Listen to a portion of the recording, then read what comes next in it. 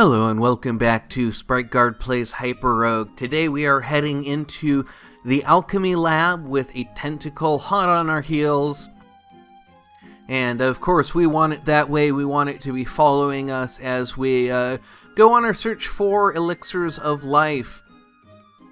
Now we want to stay a little bit farther away from the tentacles while we're in this land because we have fewer mobility options, and we want to make sure that we are able to get out of sticky situations. And we do need to, however, make sure that the tentacle is able to follow us. And that may become a little bit tricky as we change colors. And so we're going to have to pay a little bit of attention there. And there's our first elixir. So let's continue on through here and pass up that crossroads that we passed because we don't actually want to leave here just yet. But hopefully we'll be able to find our way out of here when it comes. Oh dear, I almost left our poor tentacle. Oh no! Oh no. Okay, we can get back. We can get back using this red slime. There we go. And that actually has opened us up to a bunch more elixirs.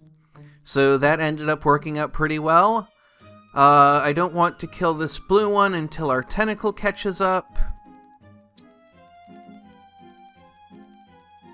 And that might not actually work out at all. Not quite happy with that, so we're just going to head along here. And let's see, that blue one won't quite catch up with us in time, but I think, there we go, yeah, that'll work. So that gets us out of there into the blue. And once that tentacle blocks our way, I don't think that blue one can actually reach us anymore. I don't think there's a clear path for it. This one has a clear path though, so let's grab that elixir before it splashes on it. There we go, and that's 7, so we only need a couple more. Once again, want to avoid splashing these two over here. And then I actually want to hit that. There we go. And there's our 9th. Oh, misclicked and almost had a little bit of a disaster there, but we're okay. Okay, so that did not actually connect us up, so let's see, we need to... How shall we get this tentacle? We're gonna need to kind of lead it around here.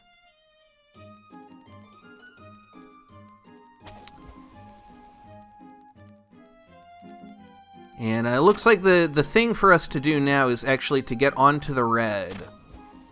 But it looks like actually the tentacle now cannot get around to us at all. Because there's just, it has blocked off the pathway that it would take. And so it's just going kind of in a loop this way. And I don't really see any way to get it back to us. So that actually looks like it might be the end of our tentacle adventure. Unless we can figure out some way of... Yeah, it's looping around on itself at this point.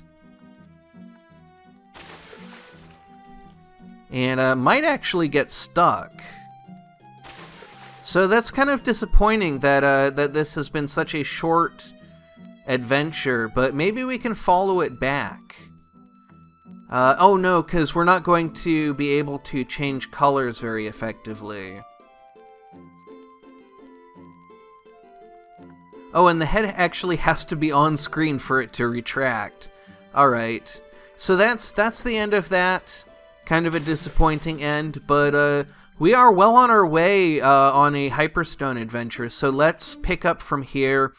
The next thing that we're going to want to do in that case is we're going to want to find our way to two things: the easier lands and the more important 25 lands. Actually, no, not the easier lands. We want to do the harder lands first. The reason for that is because we want to fail faster. That is an important principle in hard gaming. Let's see, there's a mirrored land. We can escape through the mirrored land at least. And mirrors are not that useful as 25 treasures. Now, the Land of Storms actually is a land that we do want to drop into. Let's see, there's a grounded wall, so we should be able to slip through here. Now, this land is very challenging. Let's see if we can... yep, we can lead that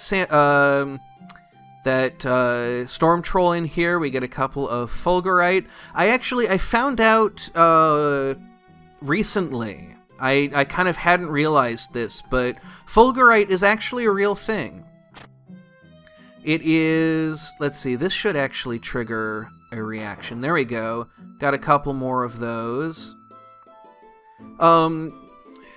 So it's what happens when lightning strikes sand. And I think it's actually very rare, but sometimes when lightning strikes sand, it can create these very interesting, oddly shaped glass formations. And they're called fulgurite, and it comes from a word in a language for lightning. My guess would be Latin, simply because Latin is very common in the sciences. So we now have 77 charges on the Orb of Teleport. That should give us opportunities to try to set stuff up. And hopefully not get caught. Let's see, this is not about to discharge, but it's getting very tight. Let's see, should be able to walk through there, yes. Good. I would like to strike these rich metal beasts, but it looks like not quite lining up. Let's get some more teleport charges. And let's see. So here's actually a very narrow gap. So I want to see if I can lead. Let's see. Metal, metal, metal. None of these are rich. And so actually striking them through here, through this gap right here, not going to be particularly useful, but might be able to get rid of them that way. But they're a little too smart for that. So it looks like we're not going to get them to do... Oh, almost. Almost. There we go.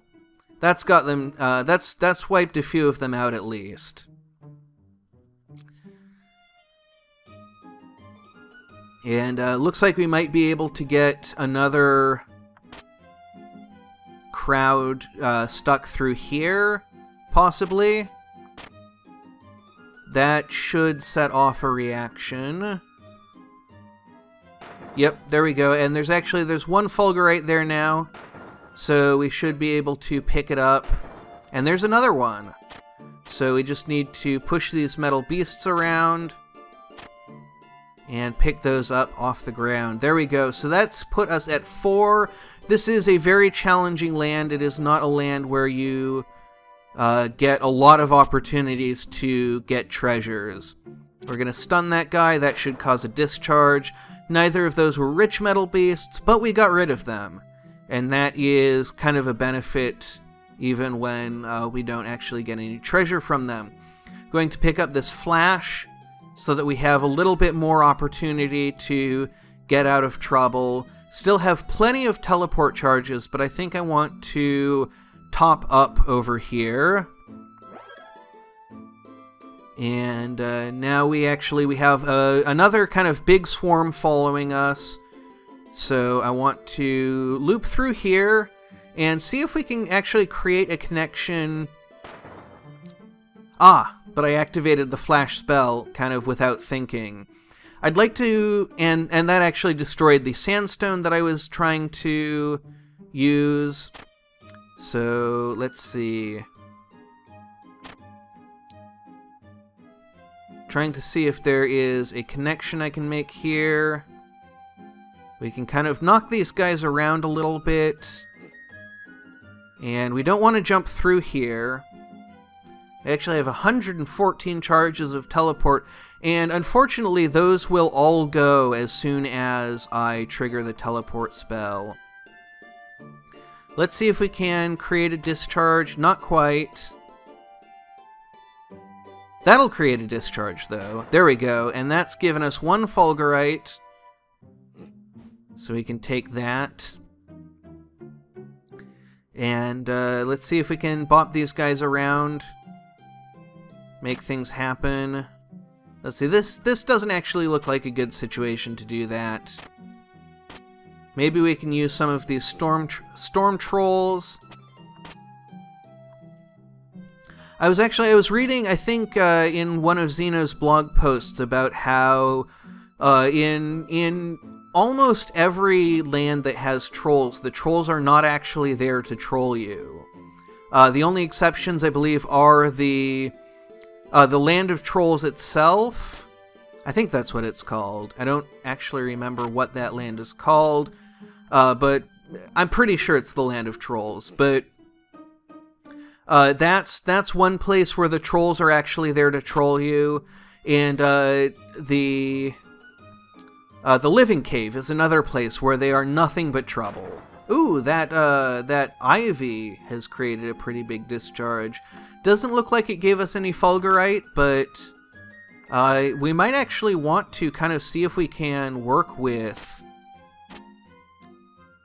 some of these charges. See if we can get some fulgurite using that ivy. That'll cause a discharge. No fulgurite though. So he was kind of remarking that most of the trolls are meant more to be a help than a hindrance. I know, like in the living fjord, they provide extra land when they die, and in the Land of Storms, they provide points of connection and allow you to set things up a little bit better. And then let's see, what are the other ones? In the Red Rock Valley, they are somewhat dangerous, but they actually help you climb onto structures, which is very useful. Is that a discharge? Nope, not quite. Not quite. Let's see. We've got a Storm Troll Corpse, we've got some Metal Beasts. Are any of them rich? That one's rich. So I'm wondering if we can get this one caught up in a connection. And I'm not seeing an opportunity to do so right away, but maybe if we lead them kind of through here. No, they're not quite going to. Ah, there we go. So that'll give us a couple. Yep, there we go. And we can just knock that guy away, and that's given us a couple more. So now we have 7. Looks like we'll get 8 and 9. So we only need one more. And that's really good. So let's see if we can find a place to create that connection. And this seems like a good place. That should do it. Boom, there we go. There's our last one on the ground. Now we just have to get to where we can pick it up. And it looks like we're not going to have an easy time of doing that. We might not actually be able to get to that one, but we can lead a couple of these guys through here, see if we can set up a connection. That at least will get rid of a couple of them, and maybe a couple more. Yep, that'll get rid of a couple more. None of those were rich though, so not a huge help to us. Maybe we can actually fight our way back this way.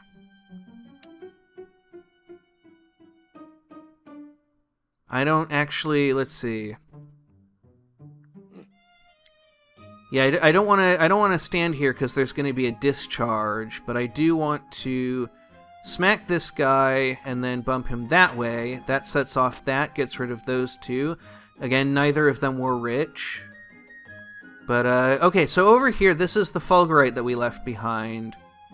So we can pick that up. There we go. So that is... Abandon all hope, the gates of hell are opened, and the orbs of Yendor await. We have collected 10 fulgurite.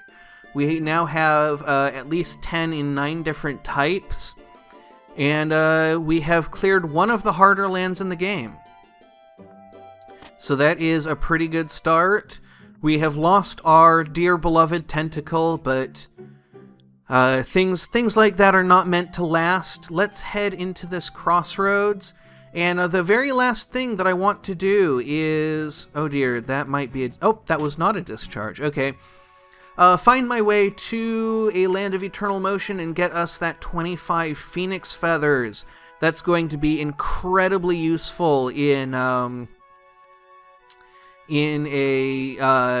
Hyperstone run. And so really want to keep an eye out for that. What is that? Orb of Stunning.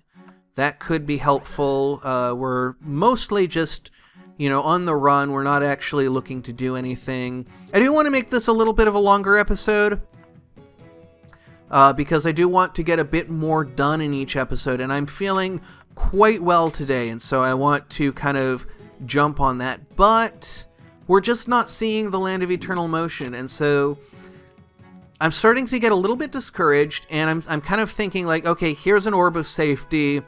Maybe we take it, and there's a Land of Eternal Motion right there.